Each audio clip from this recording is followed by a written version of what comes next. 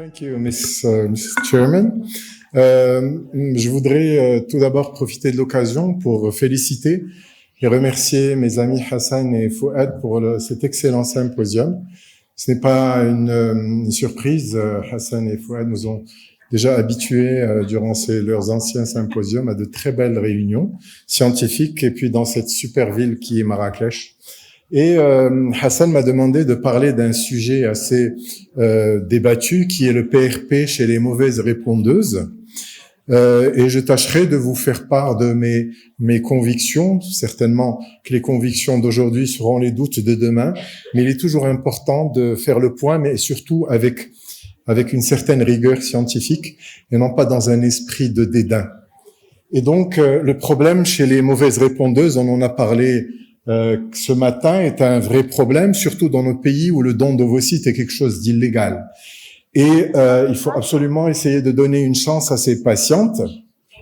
Et sachant que, par exemple, dans notre clinique, nous avons aujourd'hui plus de 37% de nos patientes qui sont étiquetées mauvaises répondeuses. C'est plus d'une femme sur 3. Et puis, sur un retour sur les bases, sur la physiologie, je pense que tout le monde le sait, c'est toujours assez utile de le remémoriser. Il faut savoir que la femme naît avec un nombre prédéterminé de follicules et d'ovules, et elle arrive à ce stade de la puberté uniquement avec 400 000 ovules, sachant qu'elle en dépense 1000 chaque cycle. Donc en fait, elle a à peu près 400 cycles durant sa vie génitale, ce qui est à peu près une trentaine d'années jusqu'à 35 ans. Et bien sûr, cette perte d'ovocytes, elle est indépendante de la contraception, de la grossesse, de tous les phénomènes qui puissent se passer. Et bien sûr, ces dernières années, comme je vous ai dit, on a remarqué un vrai déclin de la réserve ovarienne, au même titre que le déclin de la spermiogénèse. Il y a un article récemment sur Human Reproduction, je pense du début de l'année dernière, qui est assez effrayant et qui parle d'un vrai déclin de la fertilité chez l'homme pour des raisons multiples, environnementales, toxiques, etc., indépendamment des choses acquises, par exemple, comme la chimiothérapie ou autres. Donc, et puis, rappelez-vous de cette diapositive, c'est le nombre de jours, et Goujon nous a donné, il y a déjà une trentaine d'années, une idée assez précise sur le développement de la folliculogénèse, et tout dépend de ce qu'on attend. Il est très important de garder à l'esprit, et vous voyez que, par exemple, il faut à peu près 60 jours pour arriver au stade de follicule secondaire jusqu'au follicule préovulatoire, et surtout qu'il y a un impact. Vous voyez qu'il y a des cytokines, notamment des IGF-1, des FOXO1-3, etc. Donc ces cytokines vont agir pour accélérer la maturation folliculaire, mais il faut au moins 2 mois pour aboutir à des follicules préovulatoires. Alors c'est quelque chose de très challengeant, bien sûr. Et comme je vous ai dit, surtout dans des pays où le don est quelque chose d'interdit ou d'illégal, et bien sûr certaines patientes, même dans des pays où c'est légal, qui ont un problème par rapport au portage génétique, c'est-à-dire portage d'un embryon qui n'est pas génétiquement le leur. Alors c'est le tiers des patientes qui nous arrivent en circuit de PMA. Et bien sûr, d'emblée, on sait que l'âge est quelque chose d'important puisqu'il s'agit de facteurs qualitatifs, le compte des follicules en trop et l'AMH étant des facteurs quantitatifs. Alors le vrai problème, c'est que nous avons à notre disposition des études avec une grande hétérogénéité, comme l'ont prouvé d'ailleurs les critères de Bologna, qui n'ont pas été tout à fait, qui nous ont pas apporté les solutions, puisqu'on parle de 8 sous-groupes selon les critères de Bologna. Alors imaginez qu'il faut analyser chaque sous-groupe différemment, et c'est pour ça que Poséidon, le groupe de Poséidon, nous a apporté des réponses néanmoins plus nuancées. Et bien sûr, le vrai challenge, c'est quoi? C'est d'arriver à avoir au moins un blastocyste euploïde qui est capable de s'implanter. Cette diapositive de Pedro Barry, mon ami de Barcelone, qui fait figure de référence sur plus de 5000 femmes, vous montre que le cut-off est aux alentours de 37 ans, et vous voyez qu'il y a un déclin important de la réserve ovarienne après 37 ans, et bien sûr les chances de grossesse. Pour quelle raison? Parce que les femmes vont produire de plus en plus d'ovocytes et de blastocystes aneuploïdes. Et bien sûr, ce fameux diagramme de Sej Sankara de Londres, qui nous dit qu'il y a une relation directe entre le nombre d'ovocytes et les chances de grossesse, de live birth rate. Ça, c'est très important. Le groupe d'Ubaldi de Rome, il nous a démontré dans une publication il y a une dizaine d'années, au fait pour les femmes de 39 ans, qu'on avait besoin à chaque fois de plus d'un ovocyte pour augmenter les chances de 11% d'avoir un blastocyste euploïde. Ça veut dire quoi? Nous avons besoin de 9 ovocytes matures pour espérer avoir à cet âge un blastocyste euploïde. C'est clair que c'est un vrai challenge chez ces patients. Et bien sûr, si on se base sur le groupe Poséidon, les deux plus mauvais groupes, certainement, ce sont le groupe 3 et le groupe 4. Et le groupe 4 ayant encore un plus mauvais pronostic que le groupe 3. Preuve en est, on a besoin de 12 ovocytes pour espérer un blastocyste euploïde dans le groupe 4, alors qu'on a besoin de 4 à 7 pour le groupe 3. Et bien sûr, une chose élémentaire, c'est que vous devez disposer d'un laboratoire d'embryologie qui est capable de vous donner des embryons de très bonne qualité. Et les critères de Vienne, le consensus de Vienne est là pour en témoigner. Il faut garder à l'esprit que ce sont des critères importants pour évaluer votre laboratoire, parce que donner 3 ou 4 ovocytes matures est quelque chose d'extrêmement précieux, et il est important d'avoir des critères de qualité convenable. Et bien sûr, cette diapositive nous démontre le vrai challenge. Regardez combien, en fonction de l'âge, on a besoin d'ovocytes pour avoir un blastocyste euploïde. Et vous voyez un amas de 20 ovocytes entre 43 et 45 ans. C'est pratiquement impossible et non réalisable. Alors que entre 35 et 37 ans, nous avons besoin d'environ 5 ovocytes, ce qui est, ma foi, plutôt plus facilement réalisable. Alors, je vous ai dit qu'il y a plusieurs stratégies qui ont été proposées, je ne reviens pas là-dessus, en gardant à l'esprit que dans l'ensemble, ces patientes ont un mauvais pronostic.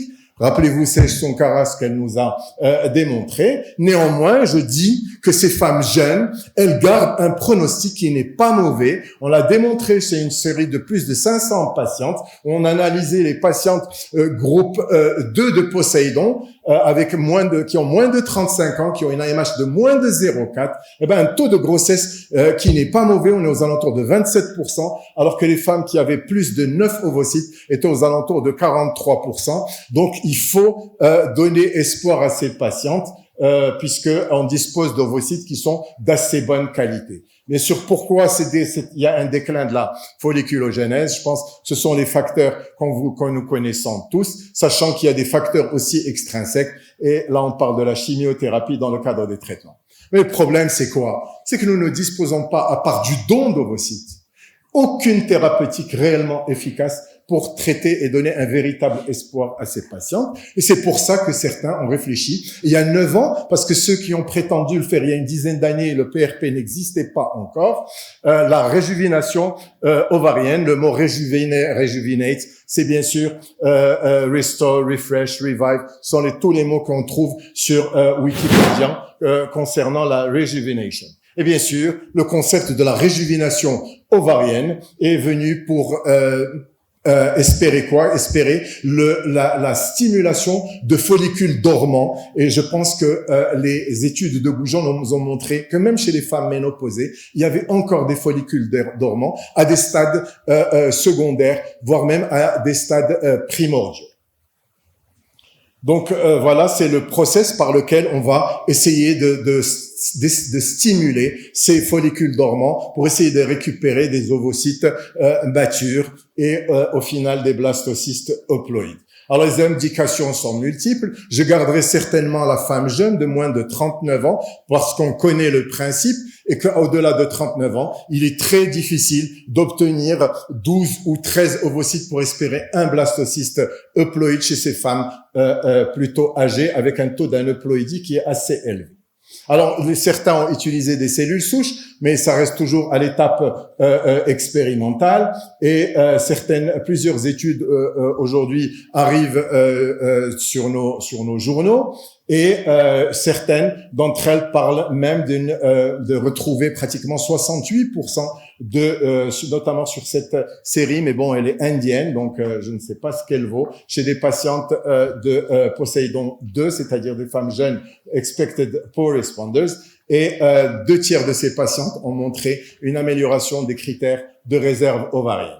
Certains aussi ont essayé d'activer in vitro les follicules, notamment notre ami Kayamura de Tokyo. Il l'a fait par activation et également par non-activation, donc qu'il a publié. Mais le problème, c'est qu'il n'y a pas eu d'autres papiers qui démontraient l'efficacité. Et bien sûr, vient le PRP, le débattu PRP. Alors, il faut savoir que les premières études ont été publiées en 2016 et sont sorties à l'échelle en 2016, et les premières publications datent d'après 2016, donc pas dans les 10 ans, mais plutôt dans les 7-8 ans. La première étant une étude grecque, mais la première publication date de l'échelle 2016 à Helsinki, où une équipe de Harvard sur 8 patientes avait démontré que 6 d'entre elles, avec des signes d'insuffisance ovarienne importante, arrivaient à avoir au moins un ovocyte et un embryon qu'ils ont pu congeler.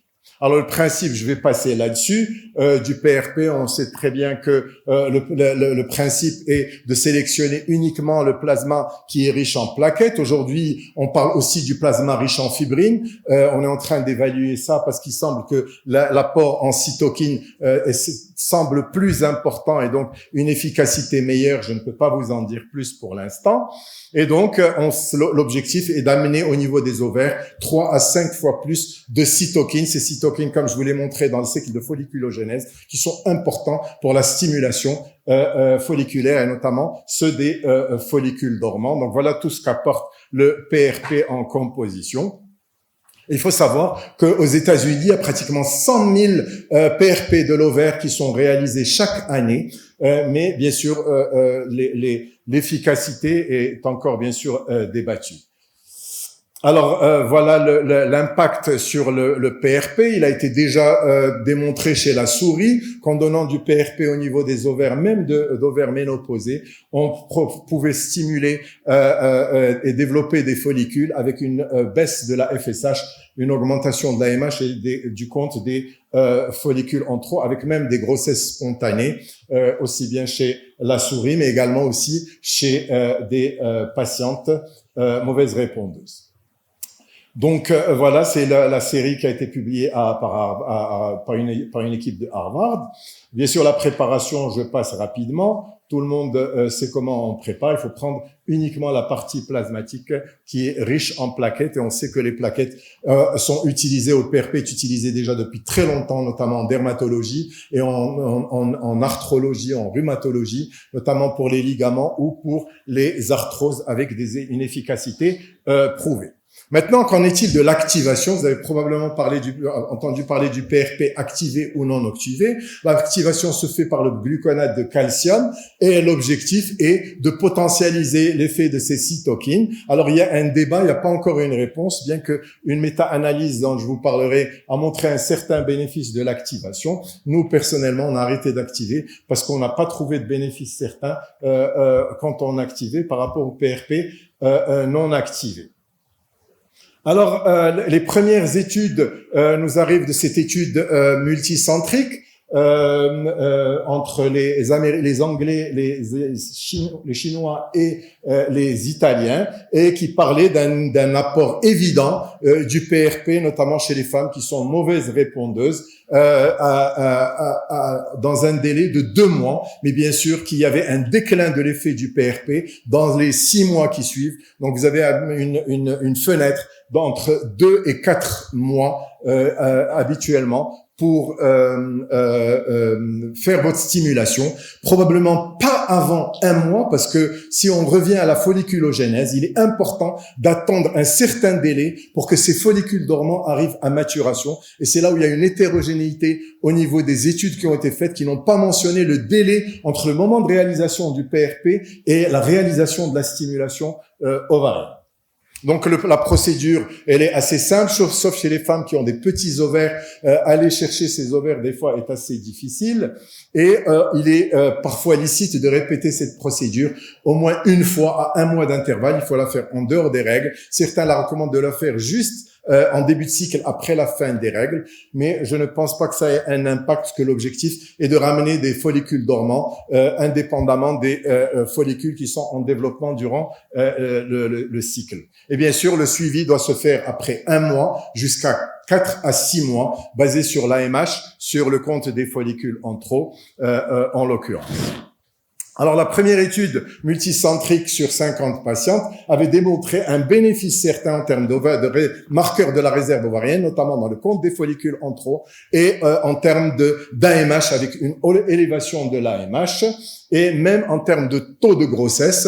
Quand on parle de taux de grossesse, c'est par cycle démarré, puisqu'on aura moins d'annulation. Et je pense que c'est quelque chose qu'il faut garder à l'esprit, puisqu'on parle de cycle par pick-up, par ponction ovocytaire, mais on ne parle pas, malheureusement, dans ces cas, de per started cycle, par cycle démarré. Et je pense que c'est quelque chose qu'il faut garder à l'esprit, parce qu'il n'y aura pas de différence en termes de taux de grossesse par rapport en termes de par pick-up, par ovocyte retiré, mais per started cycle, il y a certainement une amélioration puisqu'on aura moins d'annulation. Alors, cette étude grecque a analysé 4 sous-groupes et dans les 4 sous-groupes, elle a démontré qu'il y avait un bénéfice en termes d'amélioration, voire même une baisse du taux des gonadotrophines, chose que nous n'avons pas retrouvée malheureusement. Et bien sûr, le nombre d'ovocytes était supérieur, même le taux d'ovocytes méta 2 et le taux d'embryons clivés était significativement supérieur dans cette série par rapport aux autres. Cette méta-analyse, la première qui est arrivée pour analyser les différentes études publiées sur le PRP, elle nous démontre quoi? Que effectivement, là aussi, il y a une amélioration du taux d'AMH. Mais quand vous voyez l'AMH, on passe de 0,24 à 0,38. Et si j'ai été interpellé ce matin par une diapositive qu'a passé professeur Silber, quand il faisait l'implantation d'ovaires, eh ben vous avez des femmes qui vont passer d'une AMH à 0,15 à uniquement 0,4. Et au bout de 4 à 6 mois, cette AMH va décliner encore. Donc, n'attendez pas une élévation miraculeuse de l'AMH. Néanmoins, il faut qu'elle soit significative. Donc, voilà, en termes de résultats d'ICSI. Alors, par contre, là où un de nos prédécesseurs a parlé, je ne sais pas de quel article, mais en tout cas, cette étude assez intéressante, elle nous vient d'Espagne, et c'est des patientes qui ont accepté de faire 3 cycles de fécondation in vitro pour du lower site banking, et ils ont fait le PRP ou uniquement une injection de solution dans le groupe contrôle, et ils avaient évalué le nombre d'ovocytes récoltés à la 2e et à la 3e ponction. Et ben effectivement, il y a une augmentation du nombre d'ovocytes sensibles chez ces patientes qui ont fait le PRP. Néanmoins, le taux de grossesse était le même, ce qui est un petit peu logique. Bien sûr, je vous passe rapidement. Nous sommes en train de publier dans une revue très intéressante avec un ensemble de collègues. Et voilà, je vais passer la vidéo rapidement. Et pour vous montrer que sur une série de plus de 480 patientes, nous avons pris 3 types de patientes, celles qui ont déjà eu une réponse faible, celles qui ont démarré avec des critères de mauvaise réponse et celles qui avaient déjà une ménopause. Alors les 2 premières avaient une amélioration des réserves ovariennes, des marqueurs de la réserve ovarienne. On a quand même eu 10,8% de grossesse spontanée et un taux de grossesse chez le groupe 1, je pense, aux alentours de 27%. Et 31% par transfert d'embryon. Voilà les marqueurs de la réserve ovarienne après analyse statistique. Il y a une amélioration surtout du compte des follicules en trop, même si elle est significative pour l'AMH, mais elle n'est pas extrêmement significative parce que nous sommes dans le seuil de la significativité aux alentours de 0,01.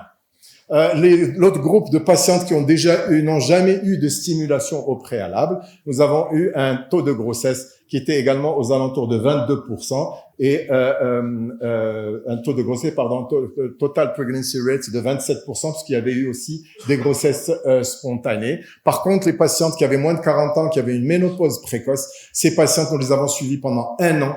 Aucune patiente parmi les 48 ou 49, il me semble, n'ont retrouvé leur cycle menstruel. Donc, pour nous, les femmes en ménopause, gagner du temps avant leur ménopause ne semble pas une indication idéale pour le PRP.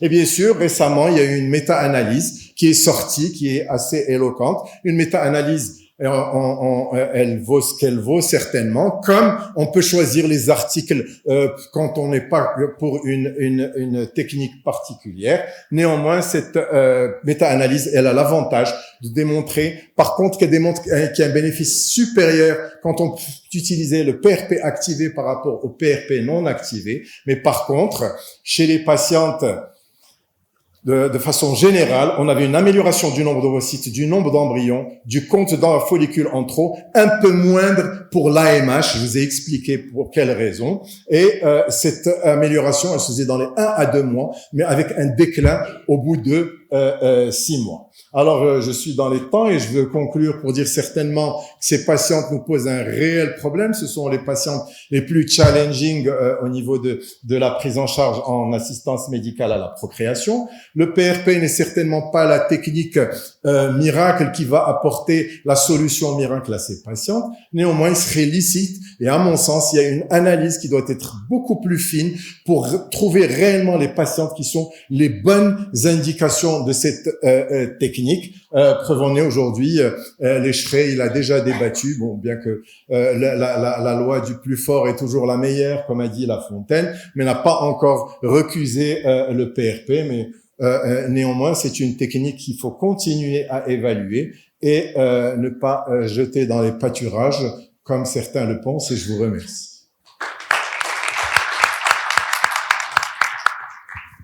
Thank you very much. Excellent talk. Sorry Congratulations. for the French, No. But I can understand.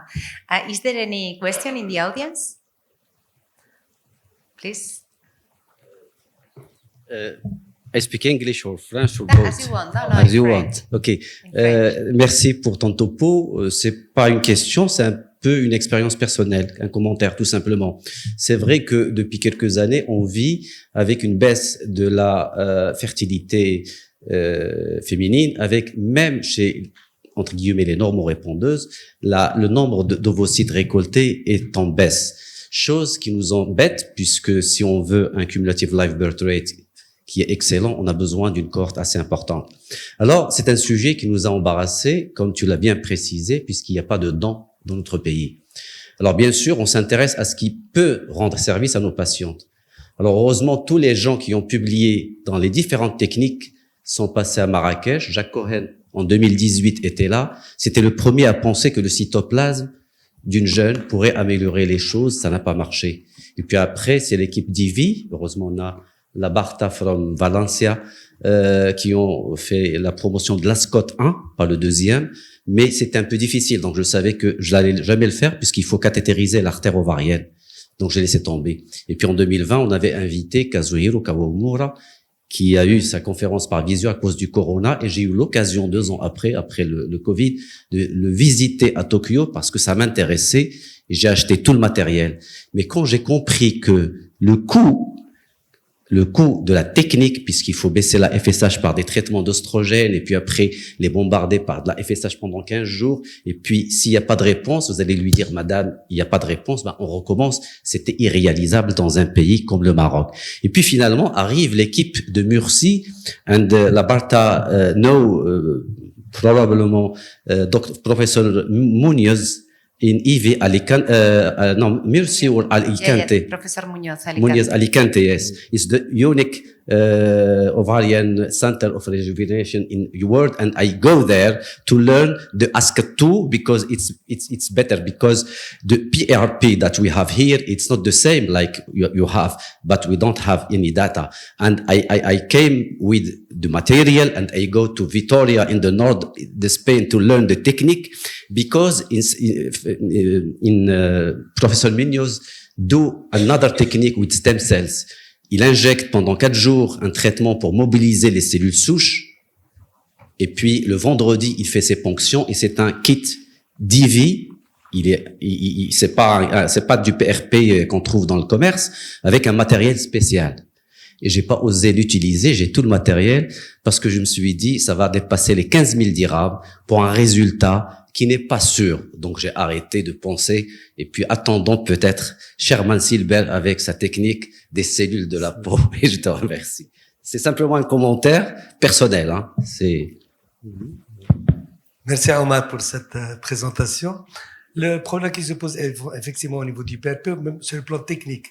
Bon, tu as dit peut-être 2 injections, il y en a qui font 3 à un mois d'intervalle. Et puis bon, peut-être au niveau de l'injection, est-ce qu'il faut absolument chercher l'artère ovarienne ou est-ce qu'il faut le mettre uniquement à l'intérieur? Parce que ce qui a été recommandé, c'est au niveau de l'artère ovarienne et pas uniquement à l'intérieur du cortex ovarien. Ça, c'est sur le plan technique, il va falloir peut-être un petit peu revoir les choses. Et puis, au niveau de l'endomètre, est-ce que tu penses qu'il y a, pour les mauvaises répondeuses, pour les mauvaises implanteuses, est-ce que, de par ton expérience, est-ce que tu as eu des résultats positifs en matière d'endomètre? Alors, pour la première question, pour l'artère ovarienne, je pense que c'est essentiellement les cellules souches qui doivent être injectées au niveau de l'artère ovarienne, mais pour le PRP, il est important de l'injecter au niveau de la région corticale, parce qu'on sait que c'est à ce niveau-là. Il faut, nous, ce qu'on fait, c'est qu'on met 6 à 8 injections de petites quantités au niveau de la région corticale, pas au niveau de la région modulaire, parce que c'est à ce niveau-là qu'il y a le développement folliculaire, ça c'est un fait. Est-ce qu'on répète? Nous, en général, on répète pour certaines patientes, un cycle après, on répète le PRP et on démarre notre stimulation 1 à 2 mois après. Il est très important d'attendre un petit peu pour favoriser le développement, laisser le temps à la croissance folliculaire. Pour ta deuxième question, j'ai eu beaucoup de débats avec mon ami Antonis Makrivianakis sur l'apport du PRP au niveau de l'endomètre. Alors, bon, c'est vrai c'est du pêle-mêle, hein. Il y en a qui l'utilisent pour les endométrites chroniques. Il y a très peu de data qui sont sortis à ce jour. Peut-être qu'il a un intérêt. Certains l'utilisent pour les endomètres fins. Nous, dans notre expérience, c'est vrai qu'heureusement, on n'a pas ces cas tous les jours, hein. On a un centre qui fait plusieurs centaines de temps de ponctions et de transferts congelés. On a peut-être ce cas dans une dizaine de cas par an. Alors nous, dans cette situation, la vérité, on n'a pas eu d'amélioration chez toutes ces patientes en utilisant le PRP activé. Par contre, pour l'endomètre, il est utile d'utiliser le PRP activé parce que c'est une région très diffuse, l'endomètre. Il est licite d'utiliser. On a été très déçus. Antonis semble très satisfait, lui, du PRP. On utilise à peu près la même technique. Alors, est-ce que ce sont nos patientes qui sont différentes? J'en sais rien. La dernière question, excuse-moi, c'était?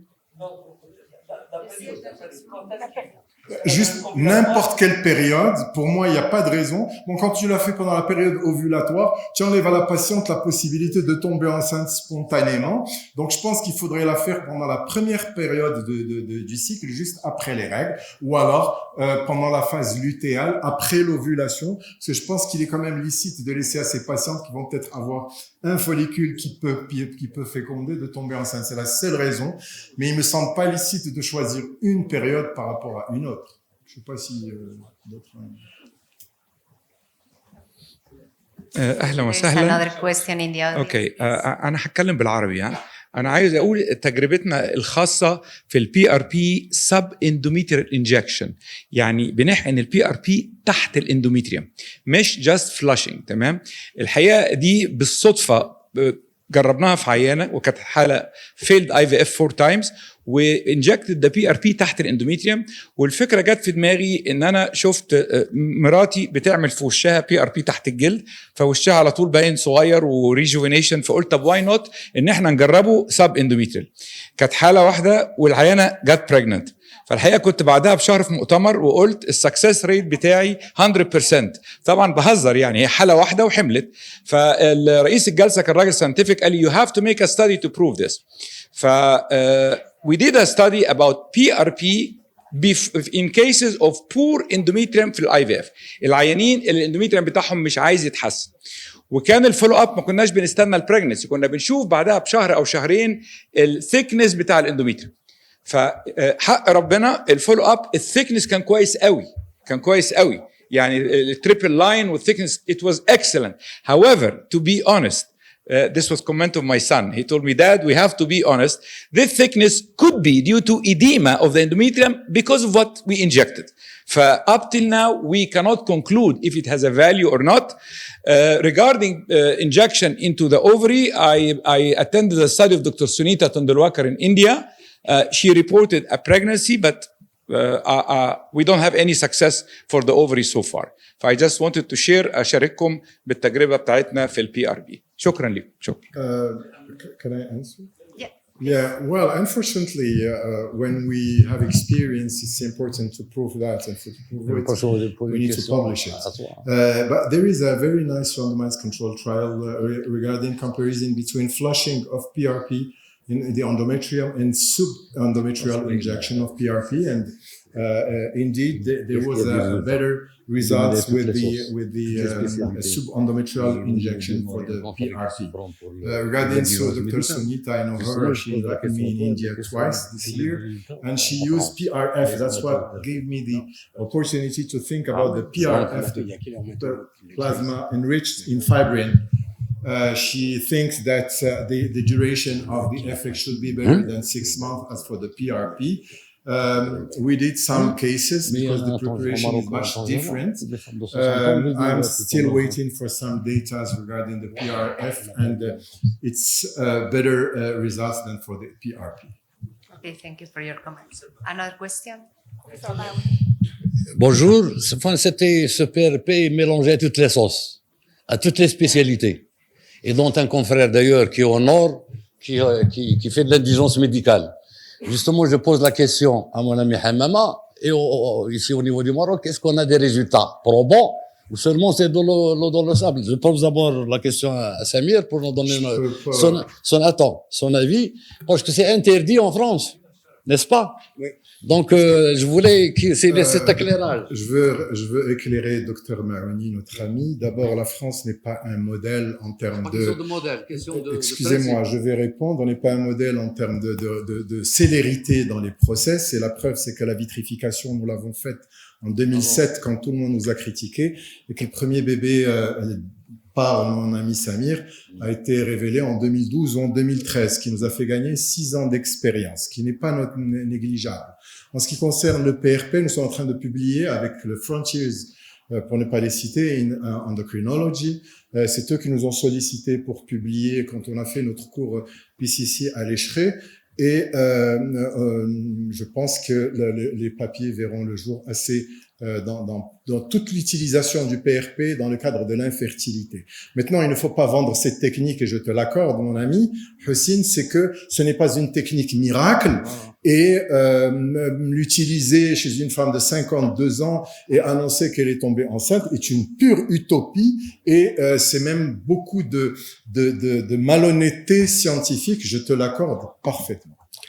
Juste un commentaire. Donc, nous, la loi dite bioéthique du 7 juillet 2011 a établi une liste de procédés. Et si cette liste ne contenait pas telle technique, on n'a pas le droit d'utiliser tout simplement. Cependant, tu peux toujours faire une demande auprès de l'agence de la biomédecine, laquelle charge à elle d'autoriser ou ne pas autoriser. Ça, c'est la première chose. La deuxième chose, je pense, au niveau de la PRP, je pense qu'il faudrait profiter de l'expérience de nos amis rhumatologues. Et ils ont parfaitement la pratique et la technicité, et ça marche très bien dans les maladies de l'articulation là-dessus. Quant à la vitrification, tu as raison d'évoquer le Maroc par rapport à la France, parce que nous, on a un de nos confrères, au fait, la question, nous, sur laquelle on a passé un temps important, de dire, est-ce que la vitrie, c'est une évolution d'une technique existante, ou est-ce que c'est une nouvelle technique? Eh bien, il y a un de manière maladroite qui a dit non, c'est une nouvelle technique.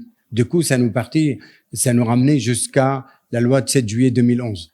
Cela étant, je l'avais utilisé dans mon propre centre en janvier ou février 2011, et je donnais à la France la première naissance, qu'il soit en plasto, que ce soit en ovocyte congelé. Voilà. Mais c'est vrai, nous, on s'est mis en difficulté nous-mêmes. Du coup, plus personne n'a le droit de réfléchir ni d'avancer.